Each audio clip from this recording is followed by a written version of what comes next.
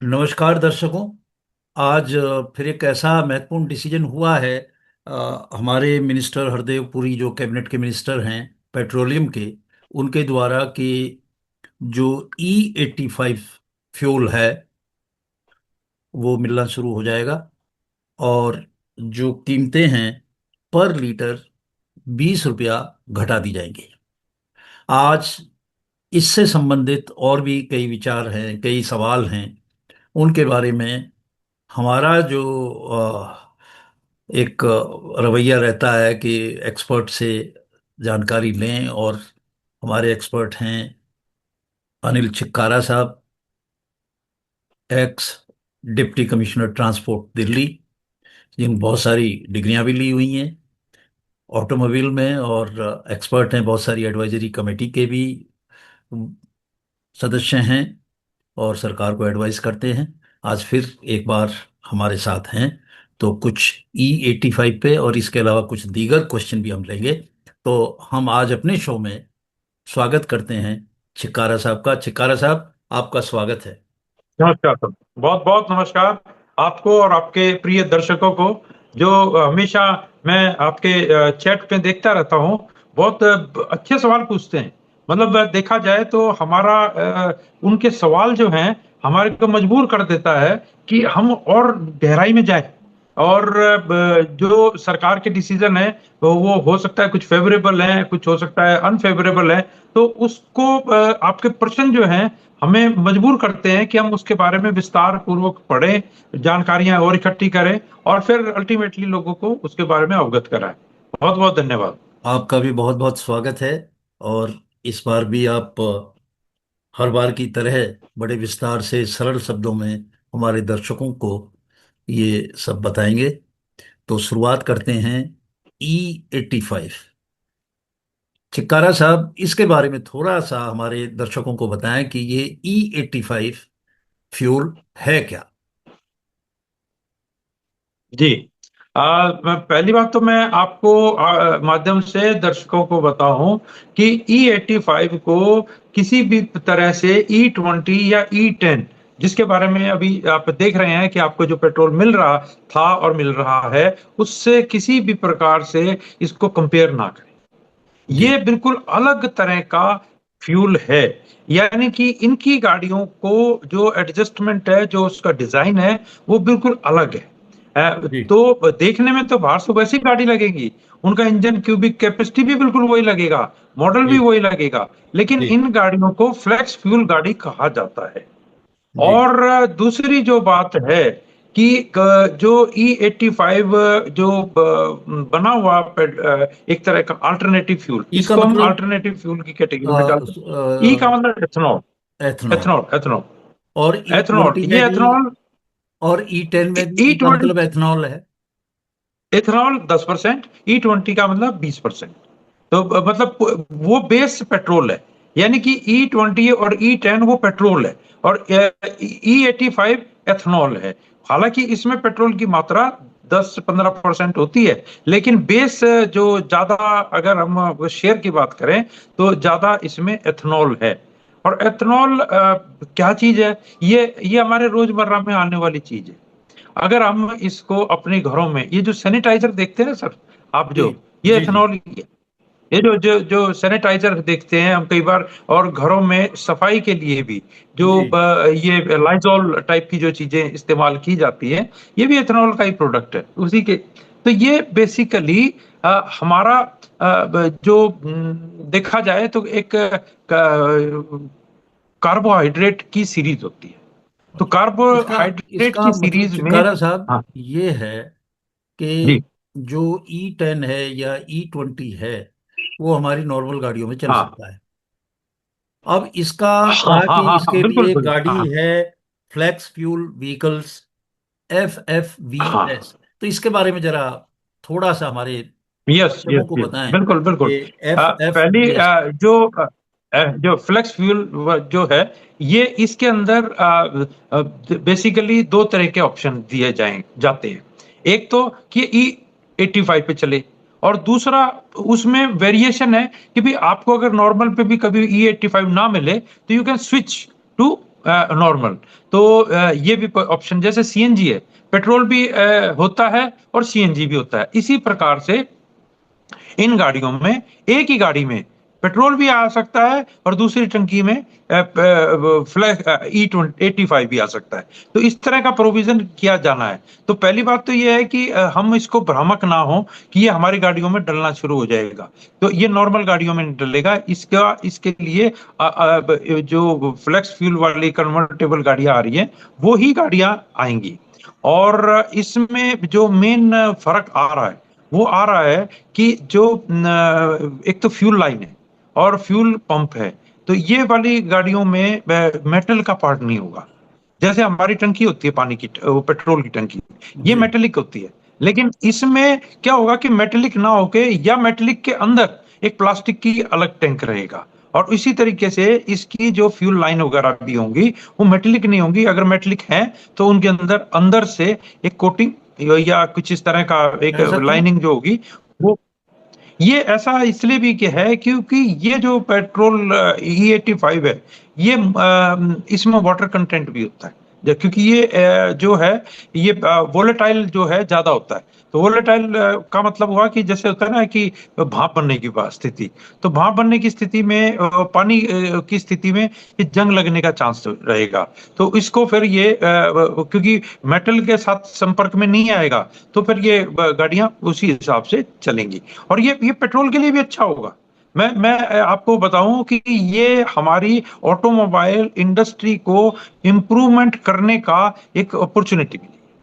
तो ये इसको कॉमन होने में अभी मुझे लग रहा है कि 1-2 साल भी लगेंगे। और अच्छा। अभी ये कुछ ही शहरों में आ रहा है, या कुछ कुछ स्टेटों में आ रहा है। तो धीरे धीरे ये जब गाड़ियां इनकी मार्केटिंग होंगी, तो उसके बाद में ये फ्यूल भी अवेलेबल होता जाएगा। देखिए। और इसमें जो एक और है कि एक चीज और आपको बड़ी खास बताऊं, जी। E85 जिनके पास कार्बोरेटर वाली गाड़ी है, हम्म। जिनके पास पुराने जमाने की गाड़ियां हैं, उसमें ये फ्यूल कतई ना डलवा लें। मतलब ये फ्यूल क्या है, मिसिंग करेगा। ये फ्यूल कार्बोरेटर में तो ये जाम कर देगा कार्बोरेटर को भी। इसके लिए जो आज की तारीख में जो हमारा फ्यूल इंजेक्शन पंप होता है, मल्टी पॉइंट फ्यूल इंजेक्शन होता है, या जीडीआई फ्यूल होता है, तो जिसमें नोजलों के साथ चलता है, तो इसमें हाई प्रेशर पे ऑपरेट होता है। तो ये जो नई टेक्नोलॉजी, यानी कि BS6 वाली जो टेक्नोलॉजियां हैं, या उससे भी एडवांस जो हैं, वो ही इसको अकोमोडेट कर सकता है। अगर हम कार्बोरेटर में इसको चलाएंगे तो हमारा इंजन की पावर उठाएगा नहीं, यानी कि ये एफिशिएंसी और ड्रॉप हो जाएगी। तो हो सकता है कोई हमारे शख्स ऐसे हो कि सस्ता पेट्रोल मिल रहा है तो चलो जी डाल दो इसमें, तो ऐसी गलती ना करें इसमें। नहीं, मेरा जी। सवाल ये है कि जो हमारे हाँ। मंत्री महोदय हैं, श्री जी हरदीप जी जी। पुरी जी, जी उन्होंने जी जी। कहा है कि 2026 तक 500 पेट्रोल पंप इसके लग जाएंगे, E85 के। और हाँ जी, ठीक है। 2027 तक 5,000 हो जाएंगे। तो मेरा सीधा ठीक है। सवाल ये है कि हम 2026 में हैं, तो क्या हम्म। अभी कोई गाड़ी ऐसी है जो FFVS हो, जो हाँ स्विच मोड पे चले, जैसे सीएनजी और जी पेट्रोल, जी। या ईवी हाँ हाँ। और पेट्रोल हाइब्रिड जो है? हम्म। तो ऐसी कुछ हाँ जी गाड़ियां जी जी। मार्केट में हैं क्या? मैन्युफैक्चरर्स ने बनाई हैं क्या? हाँ हाँ, मैं आपको बताऊं कि आज से तकरीबन 3 साल पहले टोयोटा ने एक मॉडल निकाला था। और वो अभी क्योंकि E85 मिल नहीं रहा, तो इस वजह से वो इनोवा गाड़ी में, इनोवा भी निकाली गई है। प्लस इसी तरह से वैगन आर का नया लॉन्च किया है। हीरो मोटर ने अपनी बाइक्स के 2 मॉडल निकाले हैं। तो जैसे जैसे ये इंडस्ट्री को एक प्रेशर पड़ेगा कि भी गाड़ियां बनाओ, और गाड़ियां बनाओ तो डिमांड भी आएगी कि भाई सस्ता पेट्रोल मिल रहा है, तो चलो जी गाड़ी भी सप्लाई करो। तो ये तो डिमांड एंड सप्लाई की बात है। रेगुलेशन इसमें बहुत बड़ा पार्ट करता है कि सरकार ने अगर मैंडेट कर देगा कि भाई आपको गाड़ियां E85 की बनानी है, और उधर से ये पेट्रोलियम कंपनी को भी प्रेशर डालेंगे कि जी आप इनका सप्लाई करो, गाड़ियां बनाओ, तो डेफिनेटली ये जो काम है, अगर सरकार और समाज, मतलब सरकार, समाज और बाजार, ये तीन एक ट्रायंगल का पार्ट है। अगर ये तीनों मिलके काम करते तो हर काम पॉसिबल है सर, हर काम। अच्छा। कोई ऐसा नहीं है कि जी नहीं हो सकता। जी।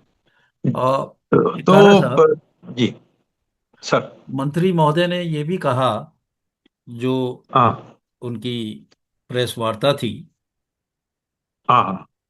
5 जून 2026 की, जी जी। उसमें हाँ उन्होंने हाँ। ये भी कहा कि इससे जो क्रूड ऑयल का जो इंपोर्ट है वो घट जाएगा। यस। और हाँ जी हाँ जी। घट जाएगा तो ये क्रूड ऑयल जो है ये कैसे घटेगा? इसका कोई देखिए सर, रिप्लेसमेंट, क्योंकि एथेनॉल के हाँ हाँ लिए हाँ। ये कहाँ से इसका रिप्लेसमेंट आएगा? जी जी, मैं आपको ये सही आपका चर्चा का विषय है।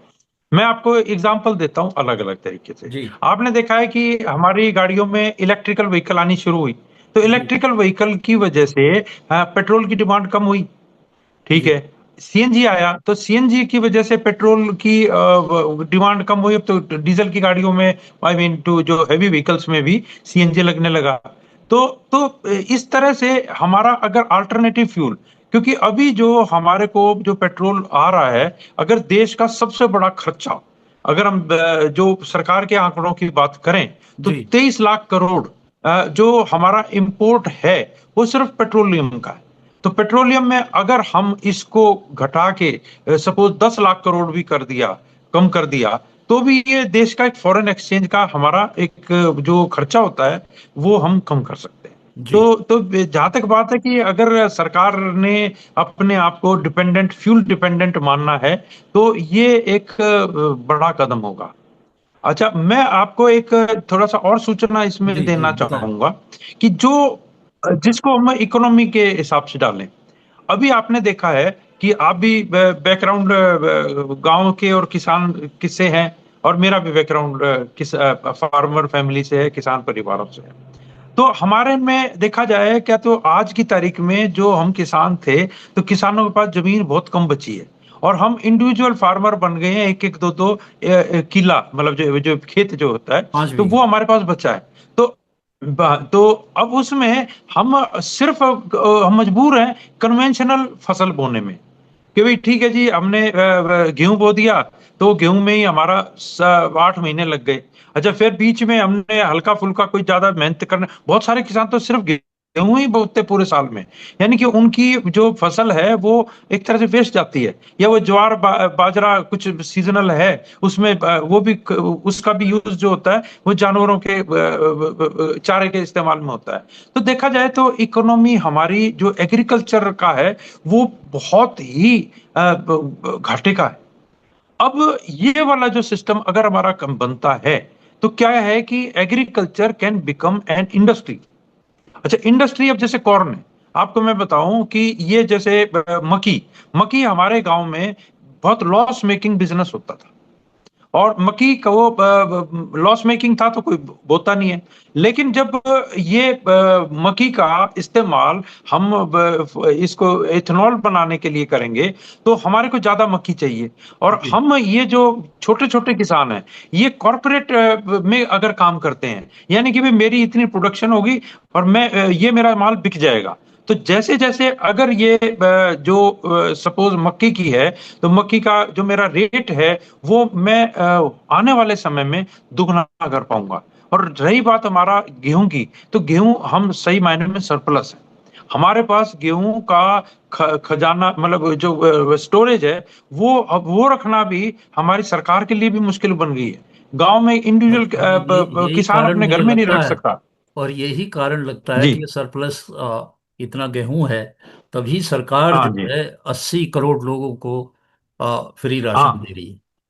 तो वो जो सरप्लस गेहूं है ये उसको फैक्ट है। वहां पे वो लोगों तक पहुंचा रही यस यस, ये फैक्ट यही है कि हमारा, तो अगर हम लोग स्विच करेंगे कमर्शियल एग्रीकल्चर में, तो हमारा, मैं आपको बताऊं कि जी ये जो एग्रीकल्चर का जो बिजनेस है, वो हमारी इंडस्ट्री, क्योंकि एनर्जी जो है, मैं सही मायने में अगर आप किसी भी देश की इकोनॉमी की बात करें, तो अगर वो एनर्जी में प्रोग्रेस कर रहा है तो वो देश प्रोग्रेस में। तो ये क्या होगा कि कॉरपोरेट हमारे जो कंपनियां हैं वो गांवों में जाएंगी और गांवों में ही फर्मेंटेशन डिस्टिलेशन के प्लांट भी लगा सकती हैं। यानी कि गांव के लोगों को रोजगार भी गांव में मिलेगा और वो फसल की बिक्री भी उसकी खेत में ही हो जाएगी। तो मुझे लगता है कि ये अगर हम इसको दूसरी जो मैं आपको बताता हूं आप किसानों का कितना कि फायदा इसमें देख इसमें रहे हैं? मुझे मुझे तो वैसा दिख रहा है कि हमारा एक रिवॉल्यूशन आ सकता है। क्योंकि ये तो एक मैं जब से थोड़ा थोड़ा सा इकोनॉमी में एग्रीकल्चर की देखता था, तो बार बार हम यही करते थे कि जब तक हमारा कमर्शलाइज्ड एग्रीकल्चर नहीं होगा, हम हमारा किसान तरक्की नहीं कर पाएगा। तो ये होना जरूरी है। किसान और हो किसान को सकता है। जी। किसान क्या जी। बोएगा कि उसकी आमदनी हाँ। बढ़ जाएगी एथनॉल की वजह से, देखिए जी। हाँ, E85 की इथेनॉल वजह की से? वजह से। हाँ, एक तो इसमें मैं आपको बताता हूँ जी। एक तो इथेनॉल का सोर्स है, गेहूं है एक तो। अच्छा, दूसरा है मक्का है। मक्का थोड़ा सा और बेटर माना जाता है। शुगर केन उससे भी बढ़िया माना जाता है। तो बट शुगर केन में थोड़ी सी समस्या ये है कि वो हर जगह पर नहीं हो पाता।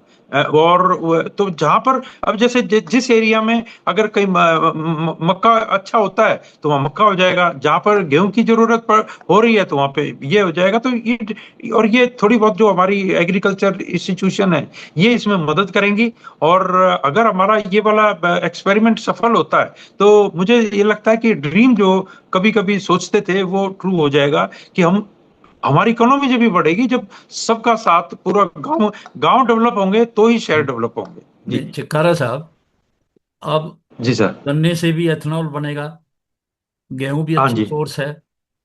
अब हाँ जी। उससे पैसे भी ज्यादा मिलेंगे किसान को। तो यस बजाय यस यस। अब गन्ना शुगर मिल में जाने के बजाय हाँ हाँ। कहीं और जाएगा क्योंकि वहां ज्यादा फायदा होगा। यस। तो क्या नहीं बिल्कुल लगता कि बिल्कुल। आने वाले सालों में इन सब चीजों की, शुगर की, ग्रेन की, वीट की कमी हो जाएगी?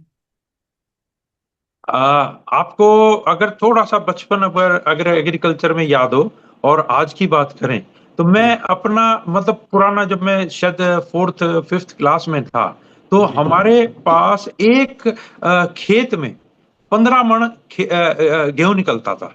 और आज की तारीख में वो ही जो क्वांटम है वो 75 मन पे आ गए। यानी 5 गुना हमारी एग्रीकल्चर कैपेसिटी बढ़ गई है। तो ये बड़े फैक्टर हैं। यानी कि हम पहले इतनी मेहनत करते थे तो हमारा जो उस टाइम में तो we were shortage of wheat. लेकिन आज हमारे पास, क्योंकि वो प्रोडक्शन जो है वो अच्छे बीजों से, अच्छी खाद से, अच्छे तरीकों से हमारी प्रोडक्शन बहुत अच्छी बढ़ी है। लेकिन रेट नहीं बढ़े। रेट तो बल्कि कम हुए हैं प्रोडक्शन के हिसाब से। तो ये तो किसान के ऊपर फायदा होगा कि जौन सी चीज में उसको ज्यादा बेनिफिट दिखेगा वो बोएगा।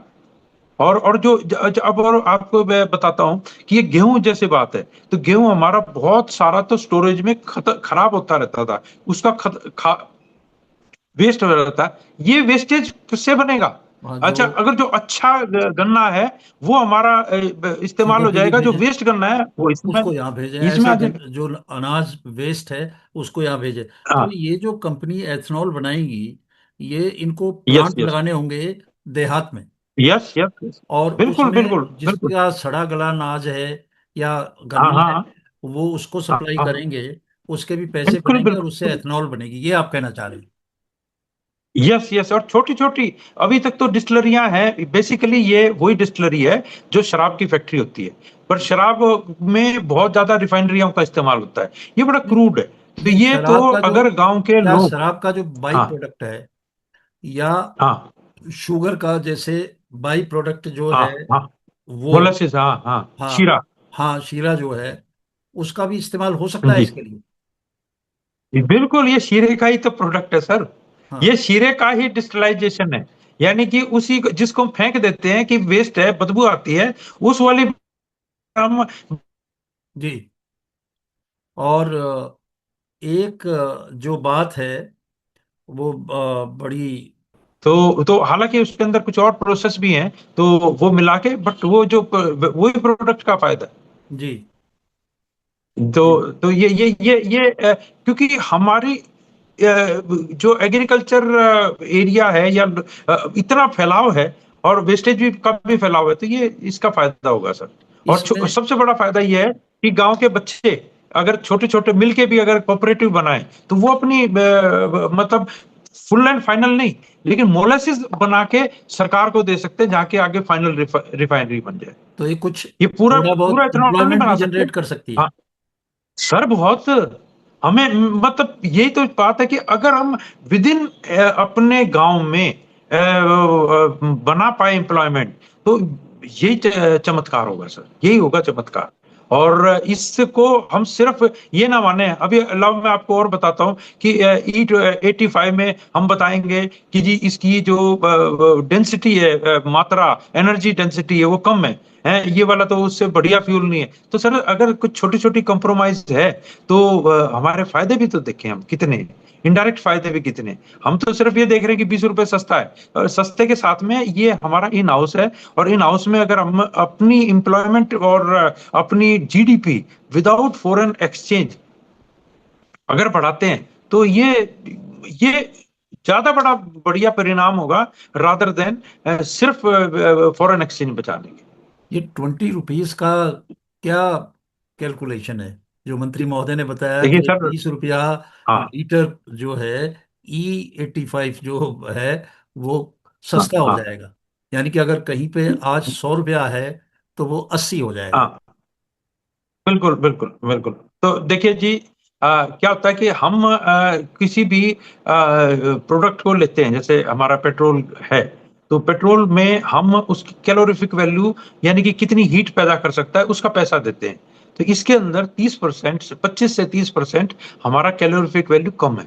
तो कैलोरीफिक वैल्यू कम है, तो इसके हिसाब से हमारे को ये थोड़ा सा इसमें रिबेट कंपनसेट भी किया जाएगा। तो आपकी जो एवरेज है, एवरेज भी गाड़ियों में थोड़ी सी कम निकलेगी, तो कम निकलेगी तो उसको पैसा कम भी मिलेगा। अच्छा, दूसरी जो मैं आपको बात बताऊं, इसमें एक जो पुराने जमाने में हमारी गाड़ियों में अगर देखा होगा, जैसी रेस देते थे पटाखे बोलते थे, तो नॉकिंग बोलते थे। तो हाँ। इसके अंदर नॉकिंग का एंटी नॉक जो है ऑक्टेन वैल्यू, वो पेट्रोल से भी ज्यादा है। आज जो हम पेट्रोल खरीदते हैं वो 93 ऑक्टेन का है, और ये है 103 से 105 ऑक्टेन का। तो कुछ चीजें इसकी बढ़ भी रही हैं, यानी कि हमारी गाड़ियों की पिकअप वगैरह इतनी जल्दी कम नहीं होगी। तो ये भी है कि हर थोड़े बहुत लॉस कम है, फायदे ज्यादा है इस वाले इस अ- एक्टिविटी। अच्छा, इसमें एक बात और कही गई कि जो जी। है लोअर कार्बन मोबिलिटी, हाँ हाँ, तो ये बात उसको है। जरा और थोड़ा सा एक्सप्लेन करें।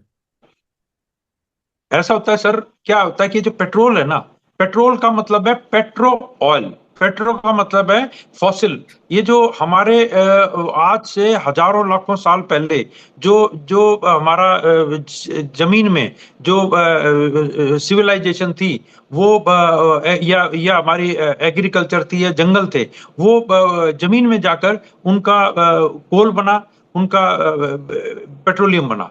तो इसी तरीके से वो वाला तो है केमिकल प्रोडक्ट, लेकिन ये वाले में हमारा क्योंकि रिसाइक्लेबल है, तो इसके अंदर इसका टेम्परेचर कम होता है। तो कम टेम्परेचर होने की वजह से और ऑक्सीजन की मात्रा ज्यादा होने की वजह से इसके अंदर सीओ वैल्यू कम पड़ेगा। सीओ का मतलब कार्बन मोनोऑक्साइड।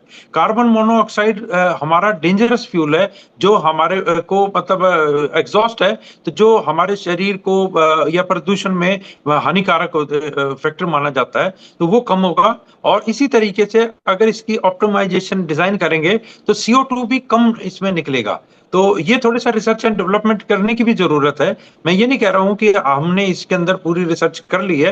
हालांकि ब्राजील या जो साउथ अमेरिका है, उन लोगों ने इसके ऊपर काम किया है। लेकिन तकनीक की बात जहां तक मैं आपको बताना चाहूंगा, हमारे देश की तकनीक वर्ल्ड में शायद बेटर E85 के मॉडल लाने में मदद करेगी। तो है ये, हमारे को फायदा भी होगा इसका, और तकनीक प्रदूषण भी कम आएगा। अच्छा, दूसरा एक और भी इसके अंदर फैक्टर होता है कि कूल होने की वजह से ये टेम्परेचर को, जैसे हम एक प्रदूषण के लिए रिसाइकलिंग करते थे, रिसाइकलिंग का मतलब है कि जो एग्जॉस्ट है उसको रिसाइकल करते थे, तो उसकी जरूरत नहीं पड़ेगी। ये क्योंकि इसके अंदर ऑक्सीजन की मात्रा ज्यादा है और टेम्परेचर इसका थोड़ा सा इंजन का कम होगा, तो वो हमारे ज्यादा जो नॉक्स वाली भी जो चीजें हैं वो भी कम, प्रदूषण भी कम होगा इसका। और अच्छा। तीसरी बात है पीएम। जी। पीएम जो है वो निकलता है हमारा पर्टिकुलेट मैटर पेट्रोलियम में। इसके अंदर पीएम ना के बराबर है, तो क्योंकि ये इन्वायरमेंट सारा अच्छा हो ऑर्गेनिक जाएगा। है। यस, अच्छा होगा कि जो कालस होती है, जो पॉल्यूशन आपने कम हो अगर जाएगा। पोल्यूशन कम होगा, बिल्कुल पोल्यूशन कम होगा इसका। अच्छा। ये अब इसके अंदर आपको पीछे खड़े होकर स्मेल भी नहीं आएगी।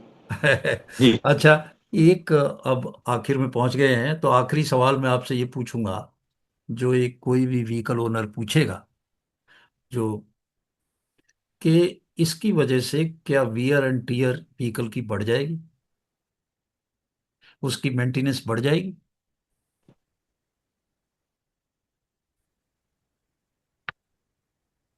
क्या वियर एंड टीयर इसकी वजह से बढ़ जाएगी, गाड़ी की मेंटेनेंस? नहीं, वियर टीयर इससे कोई नहीं, कोई ऐसा फर्क नहीं पड़ेगा, क्योंकि जो हमने डिजाइन है, यानी कि मैं आपको फ्यूल पंप की बात कर रहा हूं, तो इसका फ्यूल पंप का जो डिजाइन होगा वो हायर होगा, हायर पावर का होगा। अगर आप इसको नॉर्मल गाड़ी पे चलाओगे तो आपका वियर टीयर और सारी प्रॉब्लम होगी। जो गाड़ी डिजाइंड ही E85 पे होगी, वो गाड़ी पे वियर टीयर नहीं होगा। उसी चीजों का ध्यान रख के डिजाइन बनाया जाएगा। तो ये तो सब तरह से आपने पॉजिटिव पॉजिटिव बातें बताई। E85 जी जी पर जी जी। लोगों में अभी भी जो है एप्रीहेंशन है, थोड़ा सा डर है कि इसकी वजह से क्या है। हम्म अच्छी बात यह है हम्म कि हाइब्रिड हो जाएगा, हम्म, तो दोनों पे स्विच ओवर होता रहेगा, आप जी पेट्रोल जी। भी ले लें और ये भी ले लें, या डीजल और ये भी ले लें। हाँ हाँ, बिल्कुल बिल्कुल। तो नहीं नहीं, आज डीजल आप नहीं सर, डीजल को इसके साथ बायोफ्यूल अलग है। अभी फिलहाल पेट्रोल के पेट्रोल का ही साथ होगा। रिप्लेसमेंट है इसको। पेट्रोल के साथ होगा। पेट्रोल के साथ डीजल, डीजल को अभी फिलहाल उस पे शायद ज्यादा काम करना पड़ेगा। ये आसानी से होने वाला काम है। और ऐसी गाड़ियों की क्या जो लाइफ है, जैसे पेट्रोल की अभी कहते हैं 15 साल और डीजल की कहते हैं हाँ दस हाँ। साल तो ऐसी गाड़ी की क्या लाइफ जी स्पैन होगी आपके विचार में? देखो सर, मैं अब आपको बताना चाहूँ कि ये जो गाड़ियों का जो लाइफ है वो that depends upon maintenance condition. और ये जो हमने अभी आर्टिफिशियल लाइफ का कर्टेल किया है, आज की तारीख में चाहे BS4 गाड़ियां, दे आर परफेक्टली, मतलब वो एनवायरनमेंट के हिसाब से, परफॉर्मेंस के हिसाब से दे आर परफेक्ट। और उनको अगर स्क्रैप किया जा रहा है जस्ट वर्च्यू ऑफ कि जी हमें रिप्लेस करनी है, तो देखो मैं इसमें सरकार के पूरा समर्थक नहीं हूं। मैं BS3 के लिए तो कहता हूं कि यस वो है, बट वो तो हमारा पुराना इश्यू है जिस पे हम बात करते रहते हैं। तो गाड़ियों की अगर मेंटेन अच्छी होगी तो सर दे कैन वो आल्सो बात डू वेल आपकी इन सही 20 है, ईयर्स। पर अभी उस मुकदमे में हम्म MC मेहता जो केस है उसको क्लोज करके और हम्म, नई नई जो है रिट की बात हुई, पर अभी तक रिट का जी नंबर नहीं पता चला। और जो हम्म सबसे ज्यादा लोग परेशान हैं वो BS4 व्हीकल के लोग परेशान हैं, क्योंकि कोर्सिव जी एक्शन सुप्रीम कोर्ट के आदेश के बाद भी किया जा रहा है, और सरकार ने स्टे ले लिया, परंतु नीचे तक अपने अफसरान को, डिपार्टमेंट को नहीं पहुंचाया। पिछली बार हमने इससे विस्तार से बात की थी। तो हम्म चिकारा साहब, उस जी पे जी। कोई अपडेट है तो बता दे अभी कोई। अपडेट, एक दिल्ली सरकार ने एश्योर किया था कि हम केंद्र सरकार से एक आपके दर्शकों के लिए कोई फेवरेबल कोई ऐसा डिसीजन नहीं है या अपडेट नहीं है, और बल्कि सरकार BS4 के मेरिट को सुनने में कुछ इंटरेस्ट कम ले रही है। इसी प्रकार से सुप्रीम कोर्ट भी कम ले रही है। तो ये एक दुखद विषय है कि जिसमें कि लोगों का सुनाई नहीं हो पा रही है। उनकी गाड़ियां बिल्कुल पोल्यूशन कंप्लाइंट है, लेकिन उनको जबरदस्ती पोल्यूटिंग कह के उनकी गाड़ियों को स्क्रैप किया जा रहा है। ये एक दुखद विषय है। चिकारा साहब, जो BS4 है, सब जानते हैं जी कि BS4 के जो जी लोग हैं वो बड़े दुखी हैं BS4 पे। और ये डिस्कशन हो भी जी चुका और पहले भी ऑर्डर भी हुए जो कॉमर्शियल व्हीकल्स के बारे में, जो था उसमें बाहर के BS4 जी व्हीकल को इक्वेट जी। किया गया था यस। BS6 के साथ। जी पर जी अनफॉर्चुनेटली अभी उसमें कोई आगे प्रोग्रेस नहीं है। हमने पीछे बड़े जी। डिस्कस किया था कि जो यस। सुप्रीम कोर्ट जी के हाँ। ऑर्डर्स हैं स्टे के, वो जी नीचे तक नहीं जी पहुंच रहे हैं। और जी जी जो कोर्सिव एक्शन है, जैसे जी। डी रजिस्ट्रेशन व्हीकल का हम्म। ऑटोमेटिकली हो रहा है, और हाँ पार्किंग हाँ से जी एमसीडी के लोग उठा के स्क्रैपिंग करा रहे हैं ऐसी गाड़ियों के, जी परंतु अभी जी तक जी। उस पे आप बता रहे हैं कि कोई प्रोग्रेस है नहीं। तो जी इंतजार हाँ। करते हैं अभी आगे कि किस तरह से जो है हाँ BS4 भैया। के हाँ लिए हाँ। कुछ किया जा सकता है। और हम सब लोग कंसर्न्ड हैं। जी हाँ। आज इन्हीं जी शब्दों के साथ हम आज का जो है जी कार्यक्रम यहीं समाप्त करते हैं। और जैसे कोई भी प्रोग्रेस होगी किसी भी बारे में, हम आपको अपडेट करते रहेंगे।